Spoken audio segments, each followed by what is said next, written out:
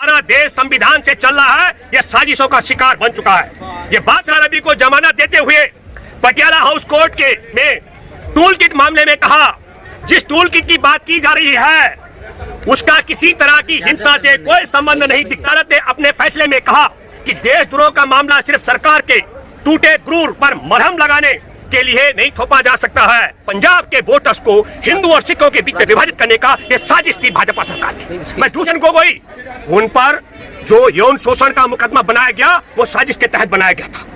नमस्कार, मैं हूं भूपेंद्र रावत और आज आपको पता है कि हमारे किसान आंदोलन को 91 दिन हो चुके हैं। मैं समय गाजीपुर में हूं और मैं आपको बताना चाहता हूं 26 फरवरी को देश भर के युवा गाजीपुर से लेकर के सिंगू बॉर्डर, टिकरी बॉर्डर पे हजारों हजार की संख्या में आ रहे हैं। वो जिन सारा जिम्मेदारी हमारे देश के युवाओं की रहेगी पूरे किसान आंदोलन को लेकर के। आज मैं आपके साथ एक बात करना चाहता हूं। आप में से कई लोग, लाखों लोगों ने सुना होगा, जब दिशा रवि को गिरफ्तार किया गया तो दिशा रवि को गिरफ्तार गलत तरीके से किया गया। उसने कोई देशद्रोह का टूल किट में उसको शेयर करना, किसान आंदोलन के पक्ष में ट्वीट करना, ये कोई देशद्रोह नहीं हो सकता। ये बात मैंने जोरदार ढंग से कही थी और मैंने सुप्रीम कोर्ट के सेवानिवृत्त न्यायाधीश दीपक गुप्ता को कोट करते हुए कहा था। मैं आप सबको कहना चाहता हूँ, आज मेरे देशवासियों, आज अहम मोड़ पर हम भारतवासी पहुंच चुके हैं। हमारा देश संविधान से चल रहा है, यह साजिशों का शिकार बन चुका है। ये बात मैं इसलिए कहूंगा कि आज आपने देखा होगा कि जो पर्यावरणविद है 22 साल की बालिका दिशा रवि, उसको दिल्ली में पटियाला हाउस के सीजेआई धर्मेंद्र राणा ने 1 लाख के निजी मुचलके पर जमानत दे दी। पर मैं रोचक बात है, मैं पढ़ करके आपको सुनाना चाहता हूं कि दिशा रवि को जमानत देते हुए पटियाला हाउस कोर्ट के में टूल किट मामले में कहा, जिस टूल किट की बात की जा रही है उसका किसी तरह की हिंसा से कोई संबंध नहीं दिखता है। एडिशनल सेशन जज धर्मेंद्र राणा ने अपनी टिप्पणी में कहा, किसी लोकतंत्र में देश के नागरिक सरकार को राह दिखाने वाले होते हैं। वो सिर्फ इसलिए जेलों में नहीं भेजे जा सकते क्योंकि वो सरकार की नीतियों से असहमत है। अदालत ने अपने फैसले में कहा कि देशद्रोह का मामला सिर्फ सरकार के टूटे क्रूर पर मरहम लगाने के लिए नहीं थोपा जा सकता है। विचारों में मतभेद, असहमति, नीतियों में निष्पक्षता लाने के लिए मान्य तरीके हैं। जागरूक और अपने विचारों को लेकर सजग नागरिक हो तो ये उदास और हाँ में हाँ मिलाने वाले नागरिकों के मुकाबले स्वस्थ और समृद्ध लोकतंत्र की पहचान है। जब अदालत में यही नहीं ऋग्वेद का भी उदाहरण देते हुए तब सीजेआई धर्मेंद्र राणा ने कहा, 5000 साल पुरानी हमारी व्यवस्था है जहां विरोधी विचारधाराओं को सुनने का स्थान रहा है। मैं ये कहना चाहता हूं, आप सब लोगों ने देखा होगा कबीर ने क्या कहा था, दुनिया ऐसी बावरी पत्थर पूजन जाए और घर की चक्की कोई न पूजे जे का पीसा खाए। और कबीर ने बहुत बड़ी बड़ी बातें कही है, पर धरती पर एक ऐसा उदाहरण नहीं मिलता है कि किसी ने उस पर कंकड़ मारा हो।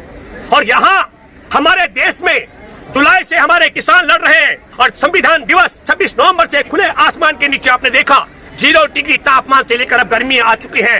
खुले आसमान के नीचे लगभग 300 से ज्यादा हमारे किसानों की शहादत हो चुकी है। और हमारे देश के किसानों के पक्ष में हमारे देश की छात्रा दिशा रवि ने ट्वीट किया तो उस पर देशद्रोह का मामला, देश में नफरत फैलाने का मामला, देश के खिलाफ षड्यंत्र रचने का मामला। और आपने देखा, मैं इसलिए कहना चाहता हूं, सोचना पड़ेगा।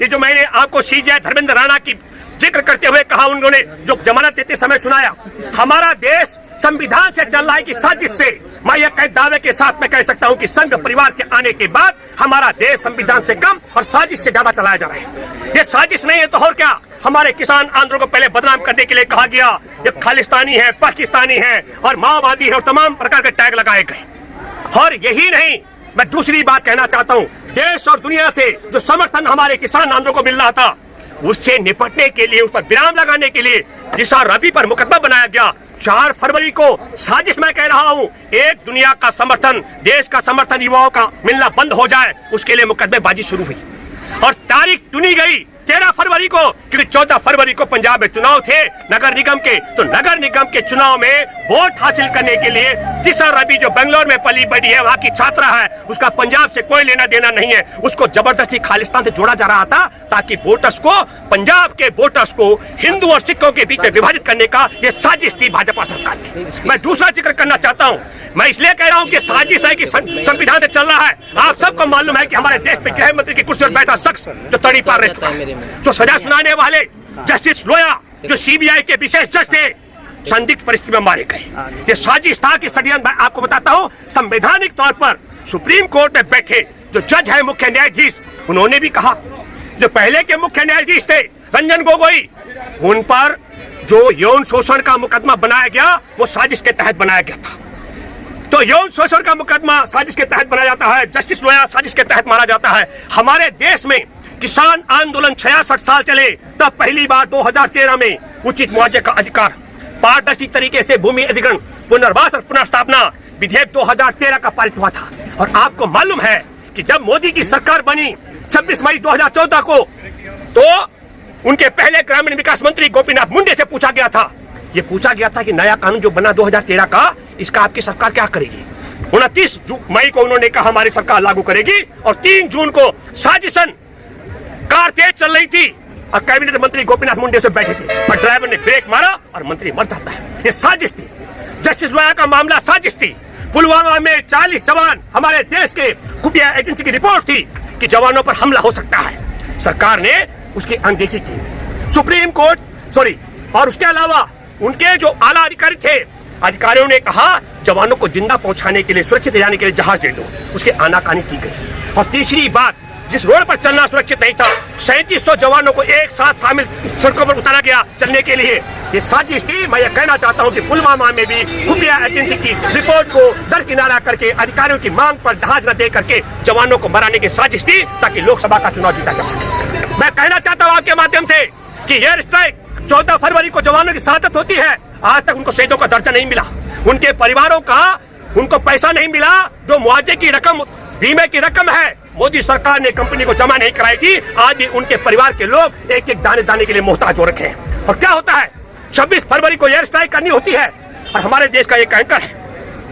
अर्नब गोस्वामी, वो 23 फरवरी को ट्वीट कर देता है कि हम एयर स्ट्राइक करेंगे। बिहार का चुनाव था, और बिहार के चुनाव से पहले बिहार रेजिमेंट के निहत्थे जवान मरवा दिए गलवान घाटी में। और अब तो चीन का राष्ट्रपति भारत आने वाला है, और भारत में हमारा रक्षा मंत्री कहता है संसद के अंदर, हमने चीन के साथ कुछ नहीं खोया।